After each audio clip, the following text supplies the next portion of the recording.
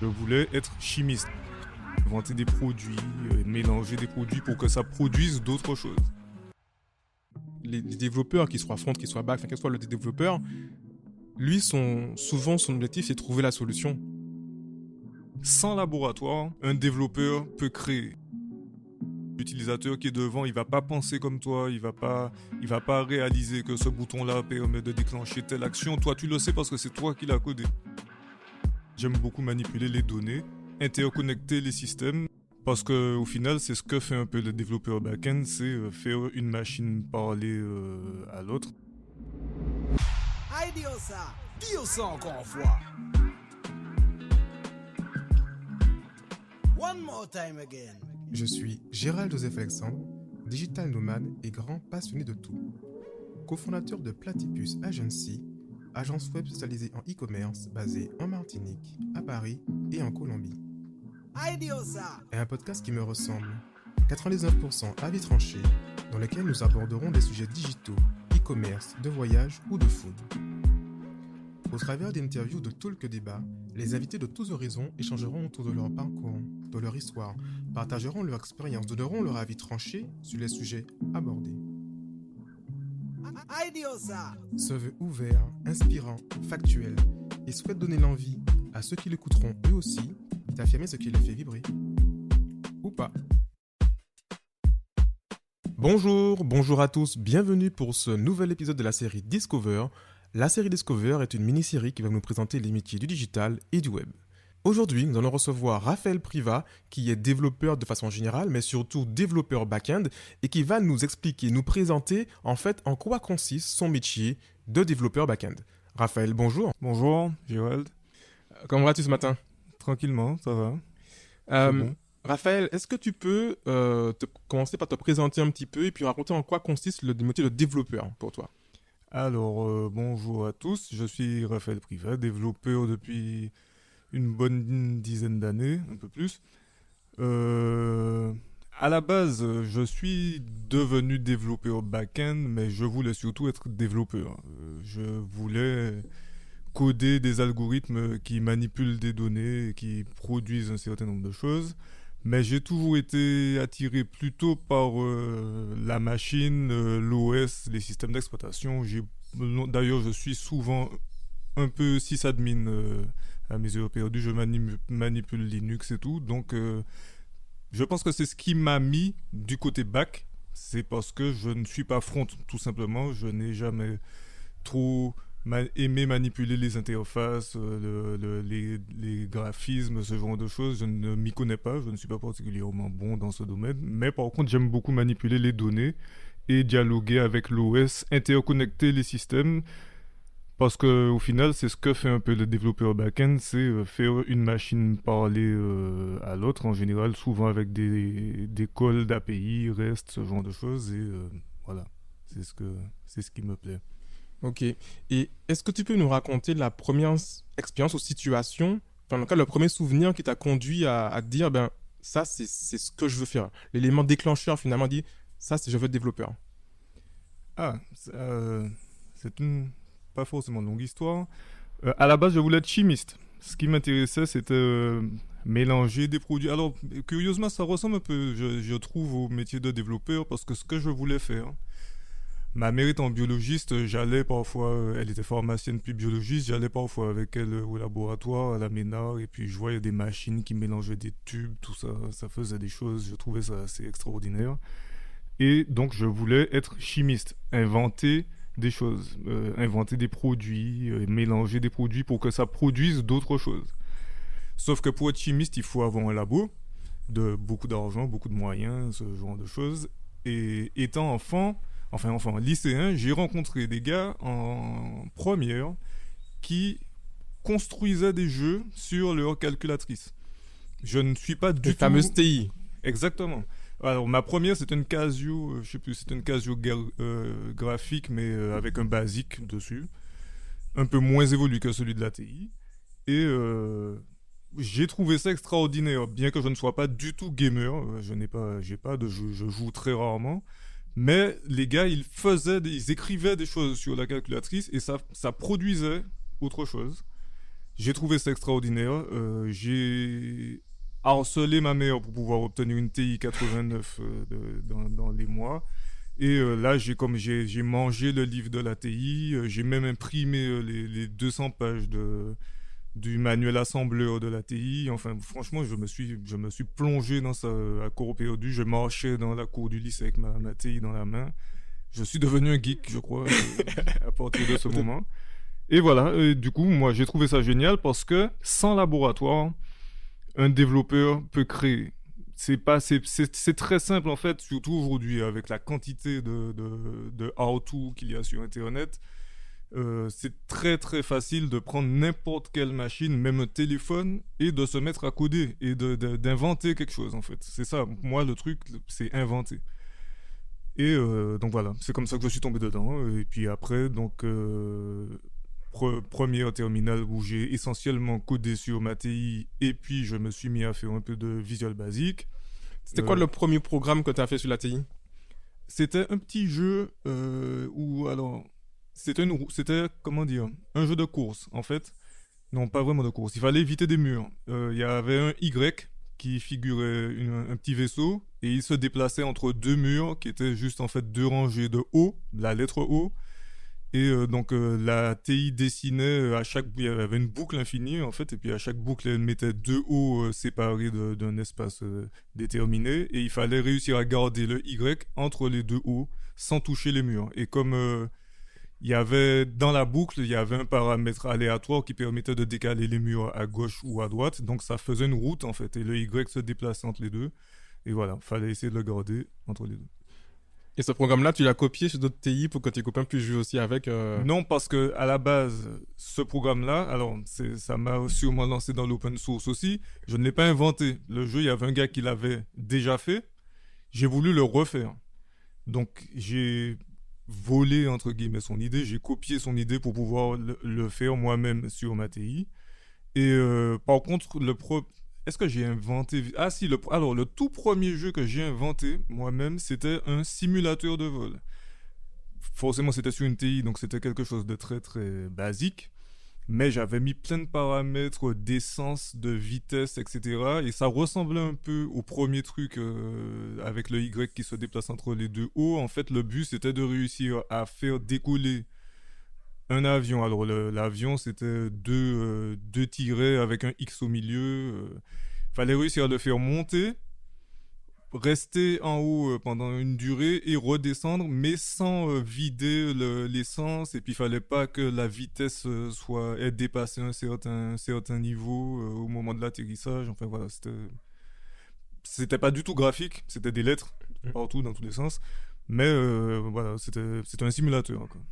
Finalement, on se rend compte que être développeur en soi, c'est aussi une part d'artistique, parce qu'il y a un côté de créativité. Mais complètement, c'est-à-dire que c'est de l'invention, c'est de l'inventivité. Le but, c'est de trouver des solutions. Alors, la solution, ça peut sembler, et c'est technique, mais il y a toujours il y a toujours effectivement de la création, de l'inspiration dans la manière de trouver la solution et même de la mettre en œuvre. La solution qu'on va trouver peut être jolie, elle peut être élégante, ou bien ça peut être brut et ça peut être juste faire le taf sans se préoccuper de comment ça va ressortir. Oui, je trouve que il y a de l'artistique dedans. Il peut. Même en bac. Et justement, alors le back-end, c'est quoi? Si on parle d'architecture web, de site web pour le coup, c'est quoi la partie back-end? Qu'est-ce qu'on y fait? Qu'est-ce qu'on y trouve? Alors, le back-end, c'est la partie qui reçoit ce qui est envoyé par le front. Donc, le front, c'est ce que voit et c'est ce que touche le client, le navigateur en général. Sauf que le front en général, ce n'est souvent pas lui qui va effectuer les calculs, qui va sauvegarder en base de données, qui va modifier les données, etc. C'est le back qui va s'occuper de ça. Donc le back reçoit les inputs du navigateur, il fait ce qu'il faut avec. En général, il y a souvent d'autres services qui sont connectés sur le back, donc il va peut-être appeler un cart qui est sur un autre système de e-commerce. Alors le cart, c'est le panier. Le panier, oui, pardon.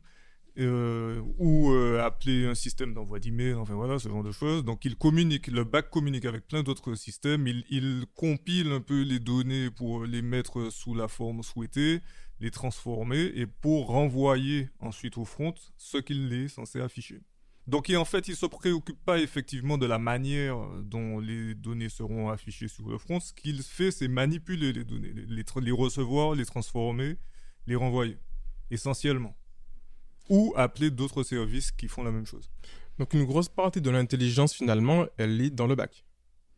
Alors aujourd'hui, ça a tendance à changer parce qu'effectivement, avec les gros frameworks JS, on essaie de mettre beaucoup d'intelligence dans le front, mais de manière générale, oui, le front, ce sont les interfaces et c'est le back qui va s'occuper effectivement de l'intelligence du programme, de la manipulation. Oui.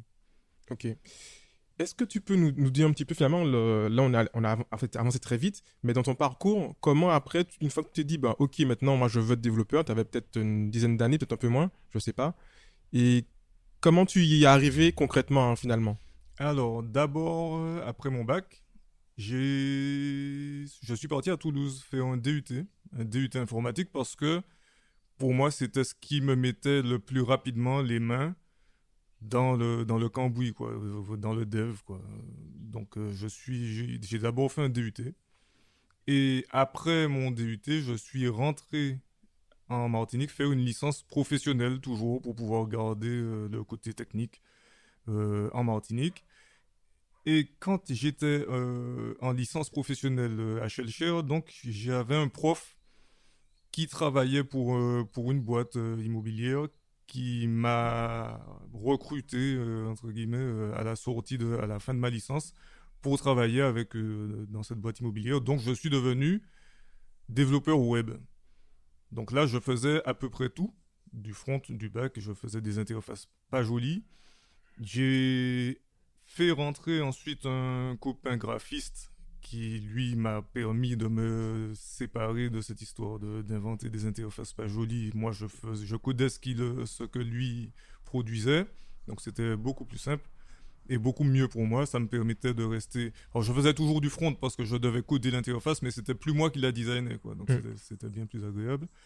Et voilà. Et ensuite, alors, je suis resté une dizaine d'années. Ensuite, on a traversé quelques turbulences. Du coup, j'ai été licencié économiquement, mais ça m'a permis de monter ma boîte et de me mettre au service de diverses autres entreprises pour faire la même chose. Et j'en ai profité aussi pour vendre mes services de sysadmin parce que j'aime beaucoup le système d'exploitation Linux. Que je manipule souvent, enfin au quotidien même, puisque c'est mon OS de tous les jours, et donc pour vendre des prestations de sysadmin. Ok. Et quel est ton plus beau souvenir ou accomplissement professionnel jusqu'alors? Que tu es le plus fier, ouais. C'est une question difficile. Professionnel? Je ne sais pas. Il aurait fallu que je réfléchisse un peu à la question. Ou personnel, du coup? Alors, qu'est-ce que j'ai... Ce que j'ai codé... Ouais, j'avais codé un système de gestion de base électronique, de documents électroniques, un système de GED, dont je suis encore très fier. Il tourne encore, d'ailleurs, chez le client, et qui était assez complexe. Alors, pareil, j'ai fait l'interface. L'interface n'est pas jolie.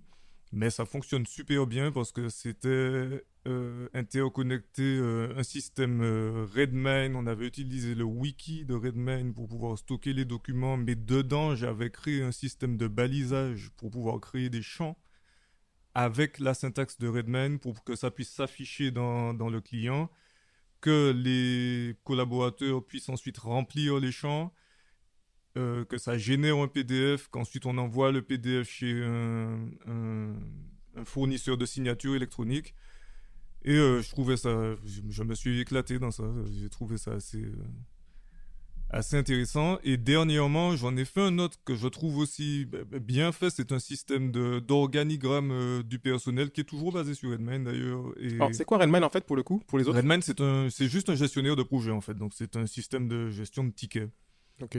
Sauf que s'il est très facilement extensible avec des champs PSO, ce genre de choses. Donc on peut en faire à peu près ce qu'on veut. C'est presque non, c'est pas un groupware, mais il est très, très extensible. Et Ok. donc à partir de ça, on a créé toute une arborescence d'un organigramme du personnel, sauf qu'on voulait que ça soit dynamique. Et donc ma dernière création, ça a été de récupérer tous ces tickets qui comportent les noms, prénoms des employés, ce genre de choses, mais avec des tâches, des sous-tâches, des tickets liés pour savoir est-ce que le contrat est un contrat salarié ou un contrat prestataire, ce genre, enfin beaucoup de data, compiler tout ça et pouvoir le renvoyer au front pour que, avec une librairie JavaScript, pouvoir tracer un joli graphe avec des nœuds qui peuvent se Ok. brancher, se débrancher et refactorer le graphe. Voilà, je trouve ça assez bien. J'ai beaucoup travaillé dessus. Et est-ce que des outils comme ça, tu t'es pas dit à un moment donné, il faut que je crée un produit là-dessus, basé là-dessus, pour pouvoir le revendre, pourquoi pas, dans le futur? Alors, je me le dis tout le temps. Je me le dis tout le temps. On est souvent un peu pris dans le quotidien parce qu'effectivement, vendre un produit, c'est une étape supplémentaire. C'est-à-dire que je ne sais pas si je pourrais vendre un produit et continuer à coder les produits des autres en même temps parce qu'il faudrait vraiment que je me consacre à ça. Il y a toute la partie que je ne maîtrise pas de la commercialisation, de la communication, qui sont des choses que je ne connais pas ou que je connais peu.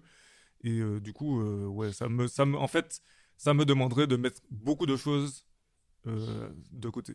Mm. Donc j'y pense à chaque fois que je fais quelque chose d'intéressant, oui, que forcément il y a quelqu'un qui doit avoir le même besoin et qui aimerait bien pouvoir s'offrir cette solution. Et je n'abandonne pas l'idée de vendre un jour un produit que j'aurais codé et que je trouve particulièrement intéressant. J'en ai divers dans mes classeurs, oui. Ça, c'est la quête du million, finalement. Du million ou simplement le plaisir d'avoir réussi à vendre parce que je vends mes prestations quotidiennement, donc je sais que je rends service à diverses entreprises, mais le fait de pouvoir vendre à des gens qui ne l'ont pas forcément encore demandé, c'est-à-dire qu'ils découvrent quelque chose et puis ils se disent waouh, ce truc-là, j'aurais bien aimé le mettre dans mon système d'information. C'est un peu différent de répondre à un devis, ou enfin, de répondre à une demande de quelqu'un qui te dit, bon, ben, je voudrais faire ça, est-ce que tu peux me le coder? La démarche de dire, j'ai un produit, est-ce que ce produit vous intéresse pour l'intégrer dans votre système d'information? Je trouve ça valorisant, quoi. Mm. C'est un peu différent. Moi, je voulais revenir sur un point qui est vachement important, c'est que toi, tu as dit effectivement que toi, tu vas créer des choses, créer des algorithmes notamment, concevoir des choses, que tu peux concevoir des interfaces, mais que pour pouvoir passer à l'étape d'après et rendre la chose un peu plus jolie, ben, il faut s'aider de d'autres compétences Oui. qui sont notamment graphiques ou... Ah, mais complètement. C'est-à-dire que alors, tout à l'heure, on a parlé d'artistique. Même si ce que je fais a quelque chose d'artistique, mais je ne fais pas du visuel.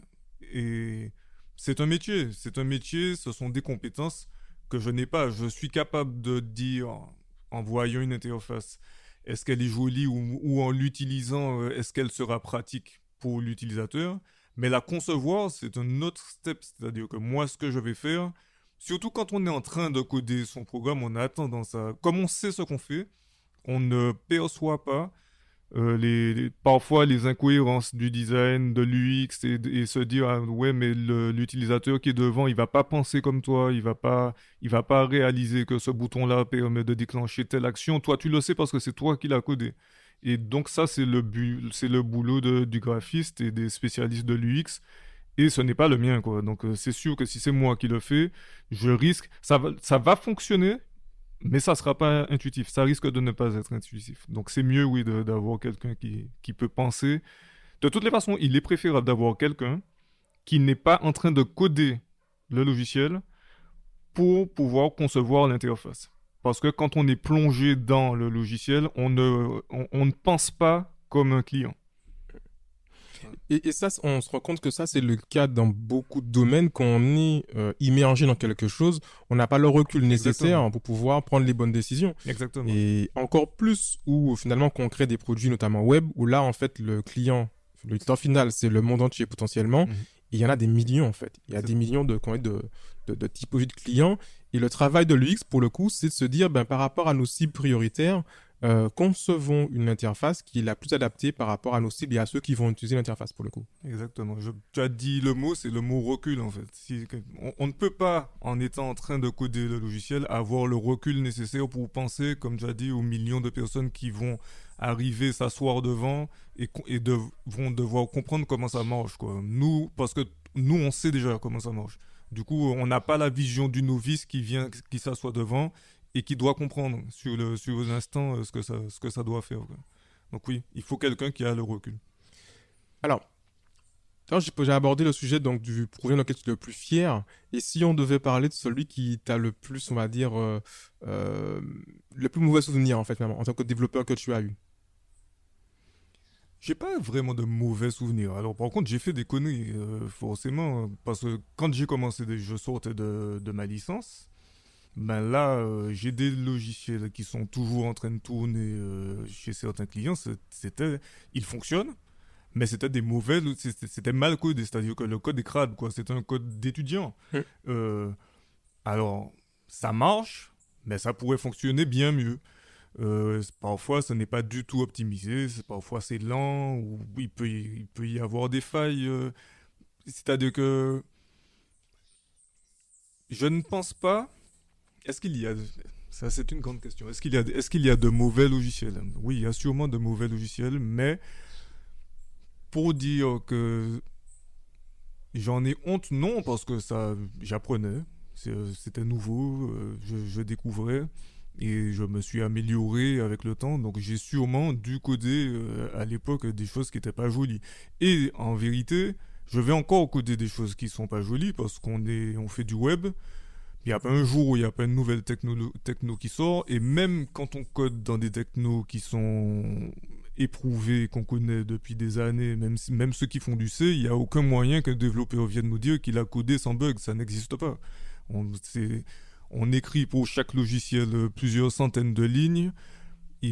Bon, alors, il y a les tests, bien sûr, qui permettent de se prémunir d'un gros nombre de bugs, mais on peut toujours laisser passer des choses. Donc, le logiciel sans bug n'existe pas. C'est pas pour rien qu'il y a des pirates qui arrivent à percer absolument tous les logiciels.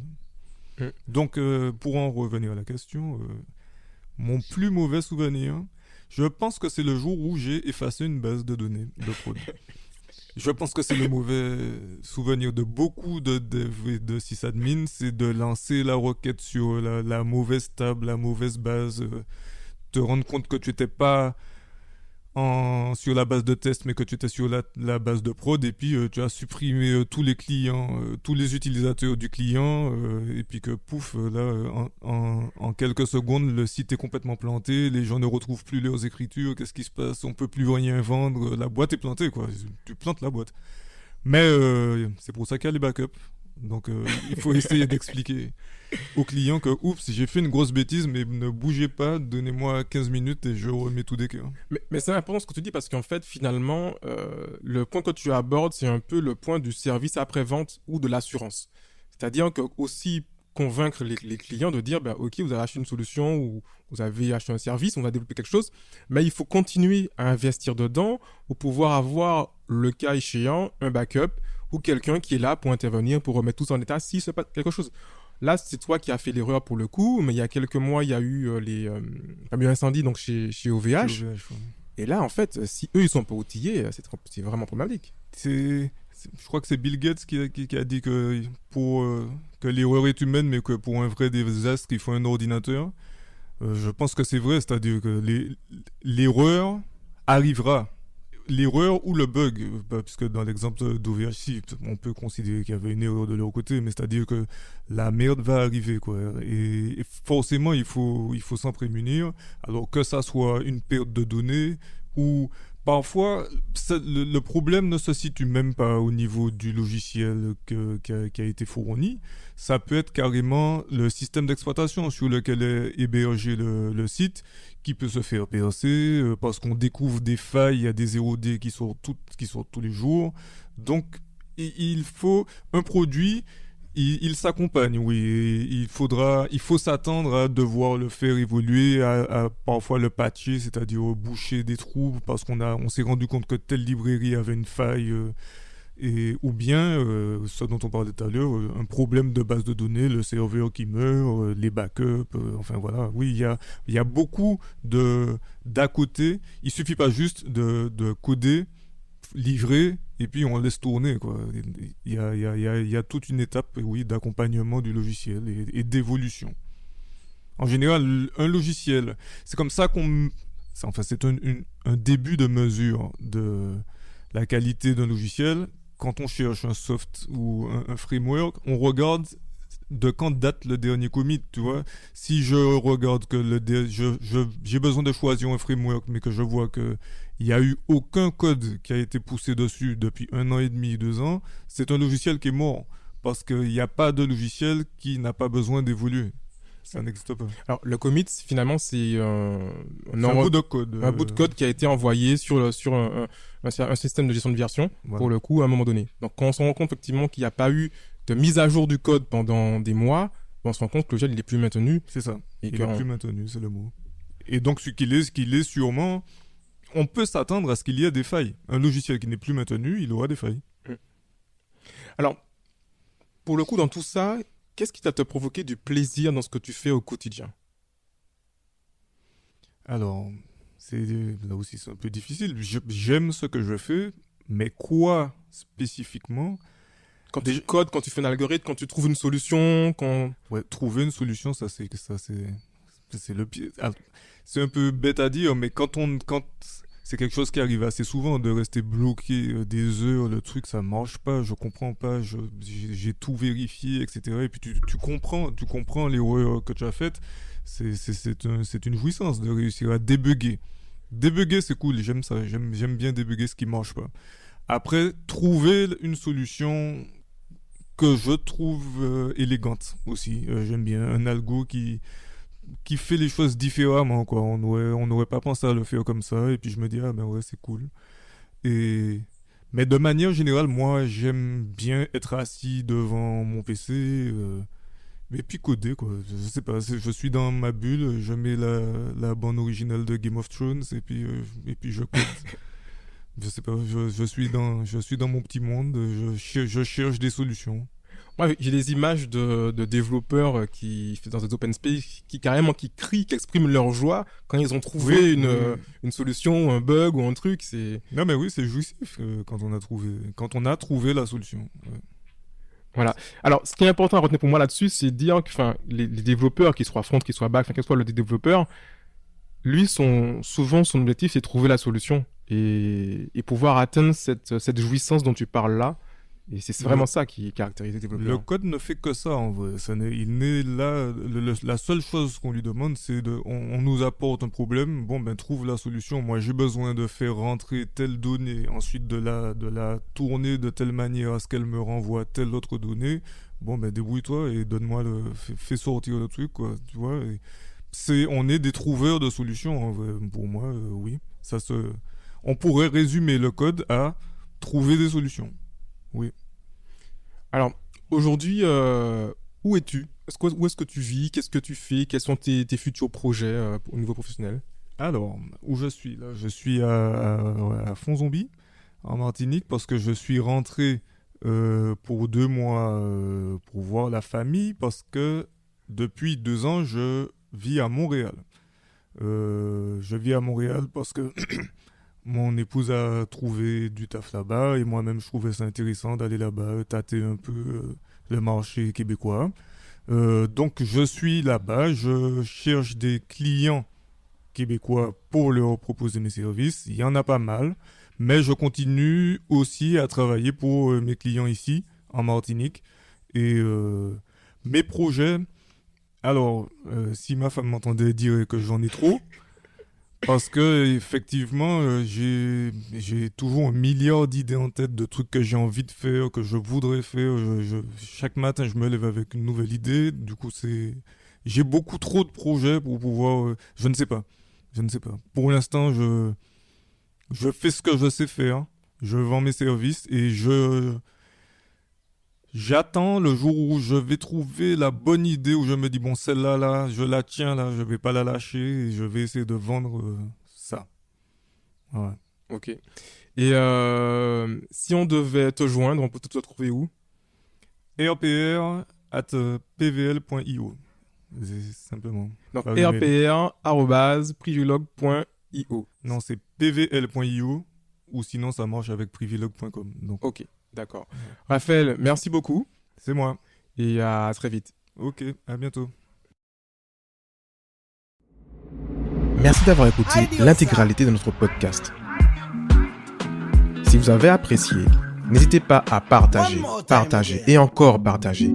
Mettez-nous 5 étoiles sur vos plateformes préférées pour que l'on puisse continuer à gagner en visibilité. Si vous n'avez pas apprécié, partagez-le quand même. Et surtout, faites-nous des feedbacks en DM sur Instagram. Si vous avez des besoins ou des questions liées au e-commerce ou au digital, n'hésitez pas à nous contacter sur hello, hello, @idiosa.com. Rejoignez notre communauté sur Facebook, Twitter ou Instagram. Merci encore de me suivre et à très vite. Tell them.